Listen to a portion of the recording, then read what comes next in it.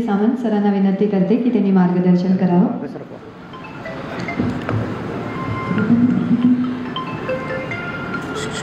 आजच्या कार्यशाळेचे प्रमुख अतिथी राज्याचे माजी अर्थमंत्री गृहमंत्री आदरणीय जयंत पाटील साहेब, आदरणीय ललितजी गांधी, आदरणीय नीताताई, आदरणीय रवींद्रजी, व्यासपीठावर उपस्थित असलेले सर्व सन्माननीय उद्योग क्षेत्रातले दिग्गज मंडळी, असोसिएशनचे सर्व पदाधिकारी आणि मोठ्या संख्येने उपस्थित बंधू आणि भगिनी,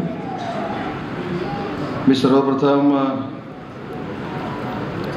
MACCIAचे मनापासून आभार मानतो की गेली कित्येक वर्ष उद्योजकांना आणि व्यापाऱ्यांना ज्या काय अडीअडचणी येतात त्या सोडवण्याच्या दृष्टीनं अतिशय प्रामाणिकपणानं ललितजी आपण काम करता। शासनाला देखील याची मदत होते।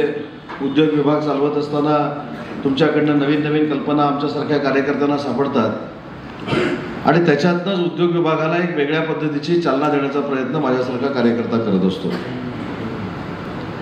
आज इथं आल्यानंतर रवींद्रजी तुमचं पण गुपित कळलं,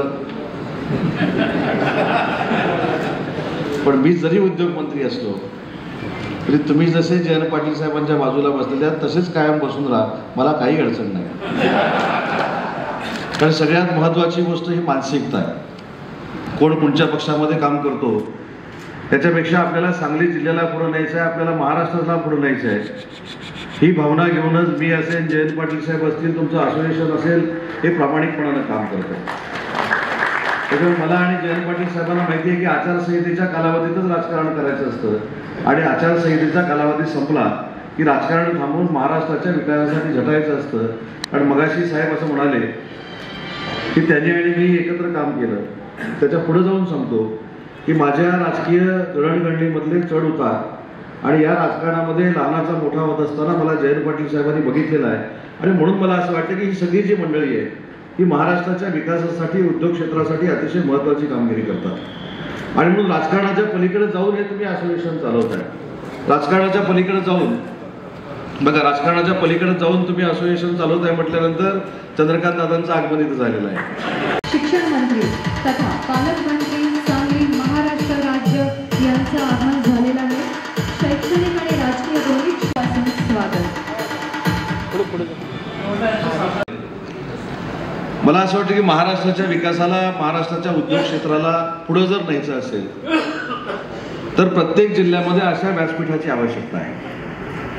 म्हणजे मी देखील इथं आहे, चंद्रकांत दादा आहेत, जयंत पाटील साहेब आहेत। आपण जर प्रत्येक गोष्टीमध्ये राजकारण करायचं म्हटलं तर आम्हाला सगळ्यांना ज्ञात आहे की या राजकारणामध्ये ह्या सगळ्या गोष्टी मागे पडू शकतात। आणि म्हणून ज्या काही मागण्या आज ललितजी तुम्ही केल्या आहेत, रवींद्रजींनी केलेल्या आहेत, सगळ्याच आमच्या नीताताईंनी केलेल्या आहेत, या आपण टप्प्याटप्प्यानं सोडवू शकतो। पहिली आपली मागणी, या इंडस्ट्रियल एरियामधले सगळे रस्ते हे अतिशय चांगल्या पद्धतीनं चकाचक झाले पाहिजेत अशी तुमची भूमिका आहे। मगाशी देखील आल्यानंतर तुम्ही मला विचारलं MIDC कडे लक्ष द्या। मी देखील जयंत पाटील साहेबांच्याच तसं तालमीत तयार झालेलो आहे। त्याच्यावर मी एकदा शब्द दिला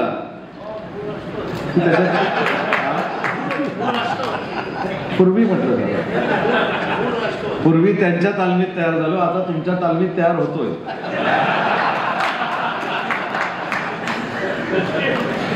एखाद्याच्या जिल्ह्यामध्ये गेल्यानंतर समोरच्याने एखादी मागणी जर केली तर लोकप्रतिनिधी त्या मागणीचा ओढतो आणि ती मागणी झालीच पाहिजे अशा पद्धतीची भावना व्यक्त करतो। म्हणून तुम्ही एअर स्ट्रिपच्या बाबतीमध्ये खऱ्या अर्थानं अडचण काय हे देखील सांगितलं। पूर्वीचे एअर स्ट्रिपचे नियम आणि आताच्या एअर स्ट्रिपचे नियम याच्यामध्ये जमीन आसमानाचा फरक आहे। आणि म्हणून ताई तुमची भावना मनापासून मी समजू शकतो, सगळ्यांची भावना मी मनापासून समजू शकतो की एअर स्ट्रिप जर करायची असेल तर चांगल्या लांबीची असली पाहिजे, चांगल्या रुंदीची असली पाहिजे, त्याच्यासाठी रडारची सुविधा असली पाहिजे। या सगळ्या सुविधा जर आपण करू शकलो तरच सांगलीसारख्या ठिकाणी चांगल्या पद्धतीचं एअरपोर्ट होऊ शकतं। पण मला असं वाटतं की सांगलीकरांनी याचा विचार करणं गरजेचं आहे। आज ललितजी कदाचित ते कोल्हापूरचे आहेत म्हणून बोलले असतील की कोल्हापूरचं एअरपोर्ट जवळ आहे। एखाद्या एअरपोर्टवर कसा परिणाम होतो हे बघणारा मी एक कार्यकर्ता आहे। मी सिंधुदुर्ग जिल्ह्याचा पालकमंत्री होतो आणि सिंधुदुर्ग जिल्ह्याला एअरपोर्ट झालंच पाहिजे अशा पद्धतीची भूमिका आम्ही DGCA कडे घेतली आणि चिपीचं एअरपोर्ट सुरू झालं. त्यावेळी गोव्यामध्ये मोपामध्ये एअरपोर्ट सुरू होतं. मनोहर पर्रिकर साहेबांच्या पुढाकारानं त्यावेळी ती लँड ॲक्विजिशन झालेली होती आणि मोपाचं एअरपोर्ट सुरू होणार आहे ही कल्पना महाराष्ट्रातल्या सगळ्या लोकांना राज्यकर्त्यांना आम्हाला दिलेली होती. परंतु सिंधुदुर्गामध्ये एअरपोर्ट झालंच पाहिजे ही मागणी होती. सिंधुदुर्ग पर्यटनाच्या दृष्टीनं अतिशय महत्त्वाचा जिल्हा आहे म्हणून आम्ही एअरस्ट्रीप केली, आम्ही विमानतळ बांधलं, आम्ही त्याचं प्रायव्हेटायझेशन केलं आणि IRBला आम्ही ते विमानतळ चालवायला दिलं. त्याच्यानंतर साहेब मोपाचं एअरपोर्ट झालं आणि आज परिस्थिती आता अशी झालेली आहे की मोपावरनं दिवसाला शेकडो विमानं ही आंतरराष्ट्रीय दर्जावर पाठवली जातात. आंतरराष्ट्रीय दर्जातनं आपल्याकडे येतात. डेमॉन्स्ट्रेट आपल्या जी आंतरराष्ट्रीय विमानं तर जातातच, पण आपल्या भारतामधली जी विमानं आहे त्याची देखील संख्या ही दाभोळ विमानतळापेक्षा मोपा विमानतळावर जास्त आहे. आणि याचा परिणाम काय झाला? मोपा एअरपोर्टच्या अगोदर सिंधुदुर्ग एअरपोर्ट सुरू झालं, परंतु आता सिंधुदुर्ग एअरपोर्टमध्ये फक्त एकच विमान होतं. त्याच्यामुळे ह्या सगळ्या गोष्टीचा उद्योजकांनी विचार केला पाहिजे की आपण ज्यावेळी एखादी मागणी करतो ती पुढे जाऊन व्हायबल होणार आहे का, फिजिबल होणार आहे का, याची देखील चर्चा आपण पुन्हा एकदा सगळ्यांनी मिळून करू. सांगलीला एअरस्ट्रीप झाली तर आम्हाला देखील सगळ्यांना फायदा आहे, फायदा नाही अशातला भाग नाही, परंतु याच्या पुढे जाऊन देखील आपण कुठेतरी चर्चा करण्याची आवश्यकता आहे. रस्त्याचा विषय आपण या ठिकाणी मांडला. रस्त्याचा विषय मांडल्या मी माझ्या कार्यालयातनं त्याची टिप्पणी मागून घेतलेली आहे आणि जाताना मी आपल्याकडे देऊन जाणार आहे. याच्यामध्ये मला असं वाटतं की 3 बैठका आपल्या झाल्या आणि शेवटची बैठक तत्कालीन पालकमंत्री सुरेश खाडे साहेबांनी घेतली आणि त्याच्यामध्ये असा निर्णय झाला की तुमच्याकडे 1984 सालामध्ये नगरपालिकेनं आमची MIDCचे सगळे रस्ते जे आहेत ते ताब्यामध्ये घेतले आणि आम्हाला पत्र दिलं की आता MIDCनं इथं खर्च करण्याची आवश्यकता नाही, याची देखभाल दुरुस्ती आणि सगळा मेंटेनन्स आम्ही नगरपालिकेनं करणार आहोत. आणि अशा पद्धतीचा 1984 सालामध्ये घेतलेला निर्णय हा कदाचित आज आपल्याला अडचणीचा ठरतोय. कारण मगाशी ललित गांधी तिथं बसलेले असताना वेगळं बोलले आणि भाषणाला आल्यानंतर वेगळं बोलले. रस्त्याच्या बाबतीत मी त्यांना म्हटलं तुम्ही मला जे काय सांगताय हे तुमच्या सांगलीची एक गोष्ट जर मी करायला गेली तर महाराष्ट्राची पॉलिसी मला बदलावी लागेल आणि करोडो रुपयाचं बर्डन MIDCवर येईल. त्याच्यामुळे तुमच्यासाठी खास बाब मी केलेली आहे की सांगलीमध्ये जरी महानगरपालिकेच्या अखत्यारामध्ये मेंटेनन्सची आणि देखभाल दुरुस्तीची भूमिका त्या महानगरपालिकेची जरी असली तरी 37 कोटीमधले 32 कोटीमधले काय 32 की 37 कोटीचं काहीतरी एस्टिमेट झालं, 37 कोटीमधले 18 कोटी रुपये मी तुम्हाला देतो MIDC मार्फत. महानगरपालिकेकडनं 9 कोटी रुपये घ्या आणि 9 कोटी रुपये तुम्ही उभे करा तरच आपल्याकडचे रस्ते होणार आहेत. कारण तुमच्याकडे 1984 सालामध्ये ही संपूर्ण MIDCची जागा ही महानगरपालिकेनं ताब्यामध्ये घेतलेली आहे, त्यावेळेच्या नगरपालिकेने घेतलेली आहे. नाही तर दुसरा एक आपण त्याला पर्याय काढू शकतो. सध्या आपण 9 कोटी 38 लाखाची कामं जर बाजूला ठेवली आणि आम्ही दिलेले 18 कोटी आणि महानगरपालिका देणारे 9 कोटी अशा पद्धतीची 27 कोटीची कामं आपण जर करण्याचा निर्णय घेतला तर त्याचं टेंडर लवकरात लवकर निघू शकतं आणि नंतर ज्यावेळी 9 कोटी तुम्ही भराल त्यावेळी आपण 9 कोटीचं काम करू शकतो. त्याच्यामुळे मगाशी मी 1 रुपया कोणाला सांगितलं होता तो माझ्याकडे आणून द्या. कारण मी तुम्हाला त्यावेळी देखील सांगितलं होतं की ह्याच्यावर निर्णय घेतलेला आहे. ह्याच्यावर निर्णय घेतलेला असताना अजून एक वाक्य मी तुम्हाला वाचून दाखवतो, कोणी राग मानू नका. सुरेश खाडे साहेबांच्या मीटिंगमध्ये आपण सगळ्यांनी एकमुखानं असं सांगितलं की शासन हिश्श्याची रक्कम ही 50% मिळाली पाहिजे खास बाब म्हणून. ती रक्कम होते 18 कोटी 77 लाख रुपये. मिरज औद्योगिक क्षेत्रातील महानगरपालिका जी येते त्याच्याकडनं आपण 25% घेऊया असं आपलं फायनल झालं. सुरेश खाडे साहेब त्या बैठकीला उपस्थित होते. त्याची किंमत होते 9 कोटी 38 लाख 68,750 रुपये. आणि क म्हणून जो आयटम होता तो असा आपण त्यावेळी फायनल केला होता की मिरज औद्योगिक क्षेत्रातील उद्योजकांकडनं 25% रक्कम वसूल करून जर आपण 9 कोटी 38 लाख रुपये भरले तर एकूण 37 कोटी 38 लाखाचं काम हे आपण करू शकतो. त्याला मान्यता दिल्याचं पत्र देखील माझ्याकडे आहे. मुख्य सचिवांनी जी मान्यता दिली त्याच्यामुळे काम थांबलेलं नाही. त्याच्यामध्ये महानगरपालिकेने पैसे भरले पाहिजेत. मी आता महानगरपालिकेला ताबडतोब सांगेन की त्यांचे 9 कोटी रुपये भरा, पण याच्यामध्ये कुठेतरी आपण निर्णायक भूमिका घेतली पाहिजे तरच ही रस्त्याची कामं पूर्ण होऊ शकतात. कारण क्रिटिकल इन्फ्रास्ट्रक्चर हे आपल्याला खरं लागू होत नाही. क्रिटिकल इन्फ्रास्ट्रक्चरमध्ये आपण हे बसवलंय काम. तुम्हाला 50% भूर्दंड नको, 18 कोटी रुपयाचा भूर्दंड नको आणि महानगरपालिकेचा 9 कोटी रुपयाचा भूर्दंड नको, म्हणून हे काम आपण बसवलेलं आहे. त्याच्यामुळे मला उद्योजकांना देखील विनंती करायची की आपण पुढाकार घेऊन तुमच्या दृष्टीनं देखील जे काही योग्य असेल ते करण्याची भूमिका भविष्यामध्ये आपण करावी. पण कंडिशनल ते टेंडर काढण्याची जबाबदारी आज राज्याचा उद्योगमंत्री म्हणून मी स्वीकारलेली आहे. त्याची चिंता आपण करण्याची काही आवश्यकता नाही. मगाशी हळदीचा उद्योग इथे फार मोठ्या पद्धतीनं आहे, हळद इथे फार मोठ्या पद्धतीने याचा उल्लेख देतातही तुम्ही केला. चंद्रकांत दादांना देखील माहिती आहे की वसमतला हेमंत पाटील म्हणून आमचे जे आमदार आहेत पूर्वीचे हळद संशोधन केंद्र, तर 100 कोटी रुपये खर्च करून हळद संशोधन केंद्र आम्ही वसमतला त्या ठिकाणी उभं करतोय. त्याचे अध्यक्ष हेमंत पाटील आहेत, महामंडळाचे अध्यक्ष. त्यांना मी आता व्यासपीठावरनं फोन केला होता आणि त्यांनी आपल्याला आनंदाची बातमी सांगितली की जर सांगलीकरांना त्या संशोधन केंद्राचं उपकेंद्र सांगलीमध्ये जर पाहिजे असेल तर ते तातडीनं मंजूर करायला तयार आहे, जेणेकरून त्या हळदीवर अतिशय चांगल्या पद्धतीचा अजून रिसर्च आपण करू शकतो आणि आहे त्याच्यापेक्षा हळद उत्पादनाचं काम हे सांगलीमध्ये अतिशय चांगल्या पद्धतीनं होऊ शकतं. तर ती देखील बैठक मी आपल्या सगळ्यांच्या उपस्थितीमध्ये हेमंत पाटील साहेबांना बोलून पाहिजे तर सांगलीमध्ये पाहिजे तर आपण सांगलीमध्ये घेऊ, परंतु त्याच्यामध्ये देखील आपल्याला चांगल्या पद्धतीनं काम करता येईल. आणि मगाशी अजून इन्फ्रास्ट्रक्चरचा जो आपण या ठिकाणी उल्लेख केला त्याच्यामध्ये मागच्या वर्षी आपण सांगलीच्या MIDCचे रस्ते करण्यासाठी मला असं वाटतं की 21 कोटी रुपये मंजूर केलेले आहेत, बरोबर आहे ना? कुपवाड MIDC.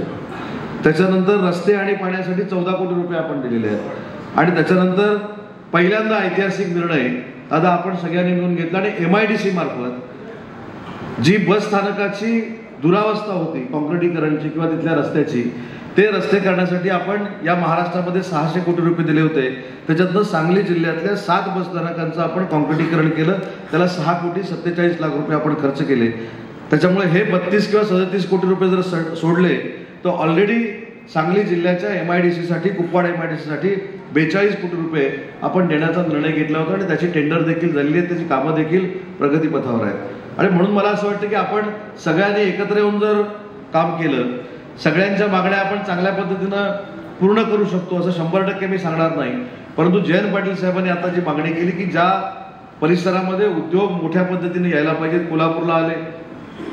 अजून मी तुम्हाला एक पश्चिम महाराष्ट्रासाठी आनंदाची बातमी सांगतो की साताऱ्याच्या आजूबाजूचा जो भाग आहे जो सांगलीच्या जवळजवळ येत चाललेला आहे, त्या म्हसवड गावाच्या नावानं आम्ही एक फार मोठी MIDC करतो आणि त्याच्यामध्ये जवळजवळ 4,500 एकर जागा आम्ही या पश्चिम महाराष्ट्राच्या निमित्तानं नवीन उद्योग आणण्यासाठी ॲक्वायर करतोय. त्याचं ॲक्विजिशनचं काम देखील पुढच्या महिन्याभरामध्ये आता सुरू होणार आहे. त्याच्यामुळे सांगलीची जागा देणारे जर शेतकरी तयार झाले तर त्यांना पाटील साहेबांनी जसं सांगितलं की जास्तीचे पैसे जर आपल्याला द्यायचे असतील तर तसा कायदा देखील MIDCनं केलेला आहे आणि त्याच्यातनं जास्त पैसे आपल्याला शेतकऱ्यांना देखील देता येईल. आणि अजून एक आम्ही निर्णय करण्याच्या मनस्थितीमध्ये आहोत की MIDCचं ॲक्विजिशन म्हटलं किंवा कुठच्या प्रकल्पाचं ॲक्विजिशन म्हटलं तर अशी एक शंका निर्माण होते की पूर्वी कुणीतरी जागा घेऊन ठेवलेल्या आहेत आणि त्या शासनाला घ्यायच्या आहेत म्हणून ॲक्विजिशनची प्रोसेस सुरू झालेली आहे किंवा अन्य काही गोष्टी होतात. तर या निर्णयाप्रत आम्ही आलोय की ज्यावेळी MIDC चॅप्टर 6 जाहीर करेल त्याच्यानंतर काही कालावधीसाठी खरेदी विक्रीचे व्यवहार हे बंद राहतील. जे काय व्हॅल्युएशन होईल ते थेट शेतकऱ्याच्या खात्यामध्ये देण्याचा निर्णय महाराष्ट्र सरकार म्हणून आम्ही आता भविष्यामध्ये घेणार आहोत, जेणेकरून शेतकरी आणि MIDC, शेतकरी आणि उद्योजक यांच्यामध्ये संघर्ष येणार नाही. आणि म्हणूनच उद्योगमंत्री म्हणून मला आपल्याला विनंती करायची आहे की मी कोकणातनं येतो, रत्नागिरी माझा मतदारसंघ आहे, रत्नागिरी जिल्ह्यात मी आहे.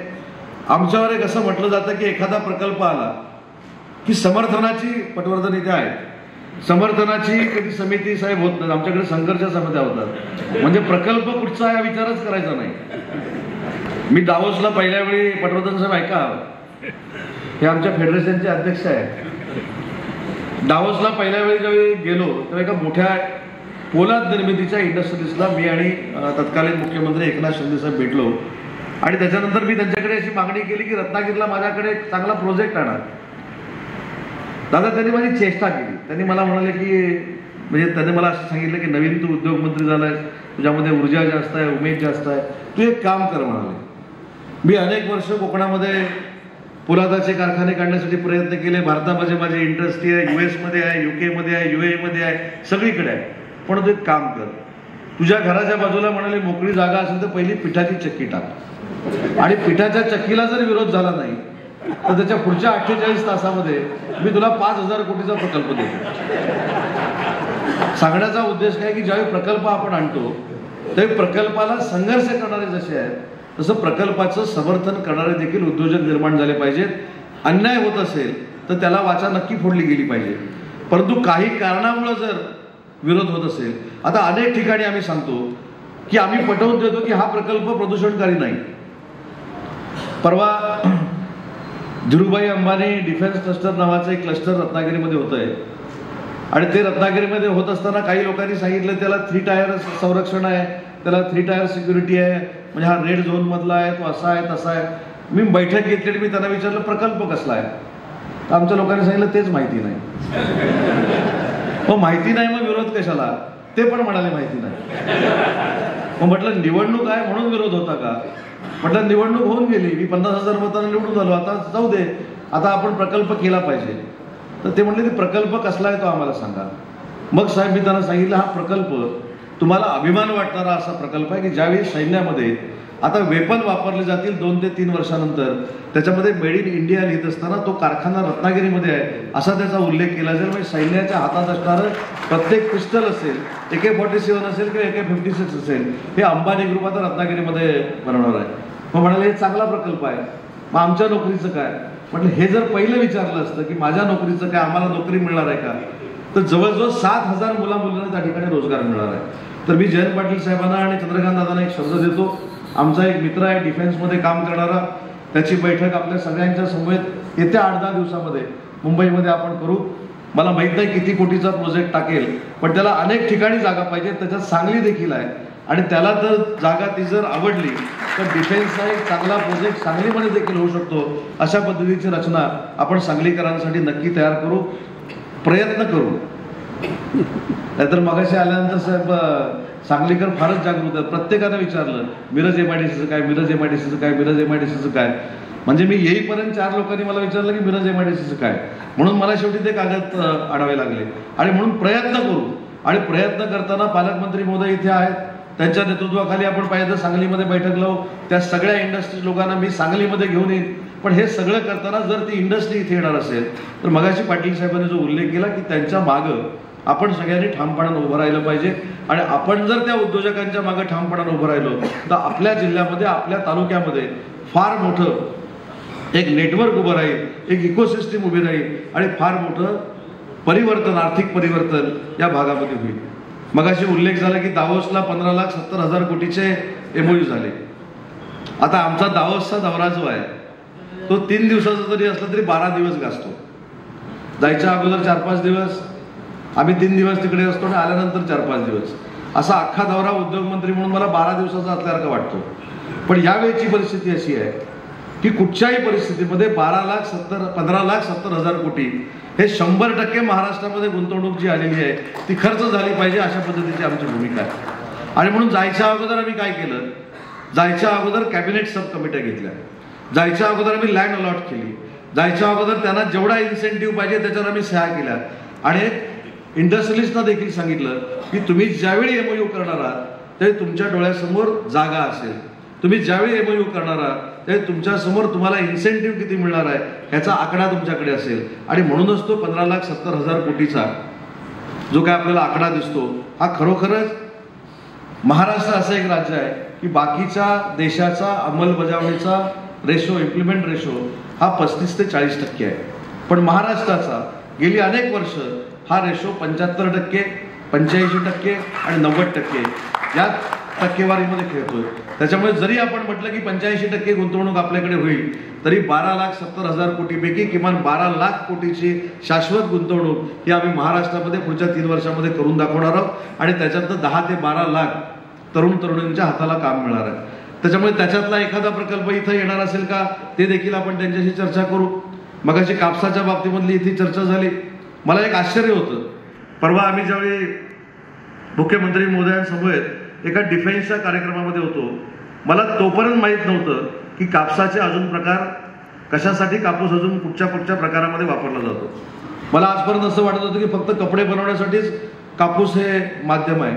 पण तिथे डिफेन्समधल्या इंडस्ट्रीवाल्यांनी सांगितलं की आम्हाला कापसाची हमीभावासकट जर खरेदी करायची असेल तर ती आम्ही 100% करू. आणि कापूस हा डिफेन्ससाठी वापरला जातो. वस्त्र शिवण्यापेक्षा डिफेन्समधला कापूस जो आहे हा जास्त प्रमाणात आम्ही विकत घेऊ शकतो. अशा पद्धतीची रचना डिफेन्समध्ये देखील आहे. आणि पहिला तो कॉटन हब जो आपण डिफेन्ससाठी कापूस देणार आहोत तो आपण अमरावतीला करणार आहोत. त्याच्यामुळे अशा सेक्टरमध्ये देखील कापूस लागतो हे उद्योग मंत्री झाल्यानंतर पहिल्यांदा मला कळलं.